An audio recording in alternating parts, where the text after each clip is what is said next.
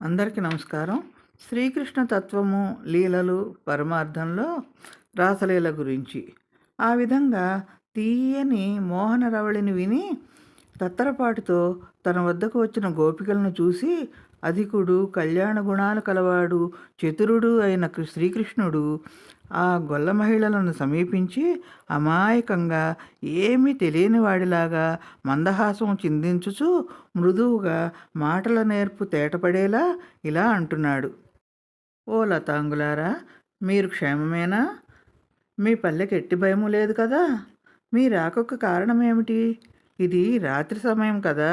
ఇచ్చట సింహాలు, శార్దూలాలు, వనగజాదులు, ఏనాగులు మొదలగు క్రూరమృగాలన్నీ తిరుగుతుంటాయి కదా. ఇది మీరు రాదగిన స్థలం కాదు. ఈ రాత్రి వేళ ఇంత దూరం మీరేల వచ్చితిరి? ఈ రీతి వచ్చుట తగదు గదా. వెంటనే మీరు మీ ఇండ్లకు పొండు. వెళ్ళి మీ భర్తలను సేవించండి, పుత్రులను చేరదీయండి, గోవత్సములను తృప్తిపరచండి. మీరిటిలో వచ్చిన సమాచారము మీ జాడ తెలియక విచారంతో మీ తల్లిదండ్రులు, మగలు, అత్తమామలు, మరుదులు, కొడుకులు, కులపెద్దలు, ఇంకను తోబుట్టువులు తల్లడిల్లుచూ ఉంటారు. మీరు హద్దు దాటారని, ఇచ్చ వచ్చినట్లు తిరుగుతున్నారని మిమ్మల్ని ఆడిపోసుకోరు. మీ జాడ తెలియక రేపల్లెలో ఎక్కడెక్కడ వెతుకుతున్నారో ఏమో. ఇంతటి తెగువతో మీ కూడిన పనులు మీకు తగవు కదా. ఈ విధంగా మీరు ఇంటి మర్యాదను బుగ్గిలో కలిపి, భర్తలను సిగ్గులపాలు చేసి, మామలకు పరితాపం కలిగించి, తోబుట్టువుల పరువు తీసి, తల్లిదండ్రుల ఆశలు అడియాసలు చేసి, చుట్టాలకు రోత పుట్టిస్తూ ఇలా రాదగునా? మంచి కులంలో పుట్టినవారు పరపురుషుల మీద కోరికతో అవ్వా ఇటులా చేయవచ్చునా? ఇది చూసిన లోకులు ఏమనుకుంటారు? మెచ్చుకుంటారా? మంచి ఇల్లాళ్లకు జారుడితో పొత్తు మంచిది కాదు. ప్రాణేశ్వరుడికి తెలిస్తే ప్రాణం మీదకు వస్తుంది. ఇట్టి మీ ప్రవర్తన తెలిసినచో పాలకుడు అంటే రాజు శిక్షిస్తాడు. మామకు తెలిసినచో మీ మనువు చెడిపోతుంది. గ్రామ కాపరి అంటే తలవరి ఎరిగినచో మిమ్మల్ని లోపలికి రానేయకుండా ఊరి బయట అడ్డగిస్తాడు. మీ తల్లిదండ్రులకి తెలిసిందనుకోండి, వారి తలలెత్తుకొని తిరగలేరు కదా. ఇక తోడికోడలకు తెలిసిన ఎత్తి పొడుపు మాటలు. పుత్రులకు తెలిసినచో మీకు గౌరవం ఉండదు. బంధువులు ఎరిగినచో ఇక చెప్పక్కర్లేదు, మిమ్మల్ని వెలివేయుదురు. ఇరుగు పొరుగు తెలిస్తే అవ్వా మిక్కిలి తేలికగా చూడరు మరి. దీనివలన ఏం ఒరిగింది? ఇహలోకము లేదు, పరలోకము లేదు, కీర్తి లేదు, అంతకంటే లేదు, ఆనందం అంతకంటేనూ లేదు. బాధాకరమైన ఇట్టి సాహస కృత్యములకు దిగుట మీకు ఏమాత్రమూ తగదు. జారుని వద్దకు పోవుట ఎంత మాత్రమూ తగదు గదా. భర్త బడుగువాడైనను, దురదృష్టవంతుడైనను, వృద్ధుడైనను, కురూపి అయినను, నిర్ధనుడైనను, పామరుడైనను, జడుడైనను, రోగి అయినను సరే, పతితుడు కానిచో పుణ్యలోకములను, పుణ్యఫలమును, ఇహపర సుఖాలను కోరుకునే స్త్రీలు అతనిని చులకన చేయరాదు, విడవరాదు.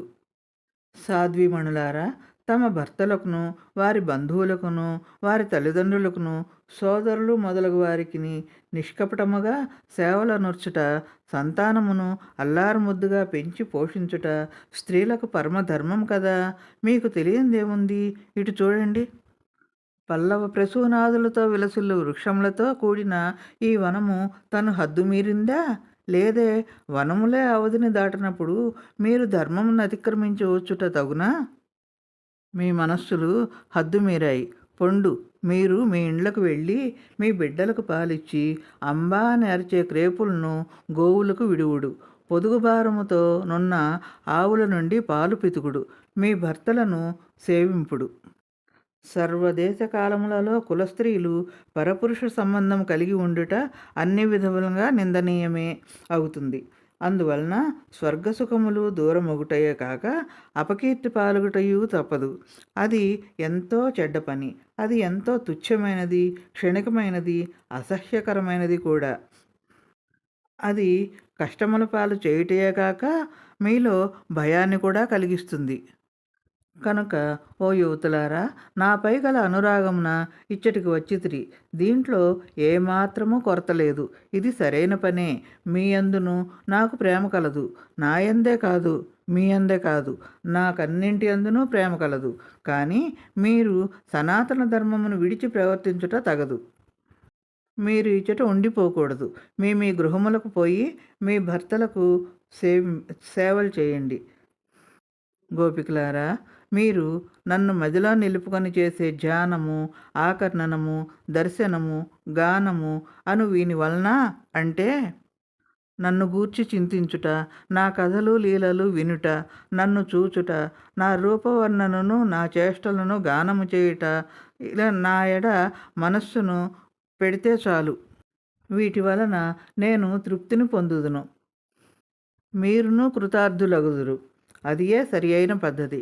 కానీ మీరు ఇక్కడ నా పక్కన ఉంటే ఇట్టి ప్రేమ, భక్తి లభింపవు. కనుక సఖులారా, మీరందరూ మీ మీ ఇండ్లకు తిరిగి వెళ్ళండి అని పలికాడు. మరొక్క మాట, పడతులకు పతి పరిచర్యయే ధర్మం. ఎక్కడైనా పెద్దలు ఇలాగే చెబుతారు.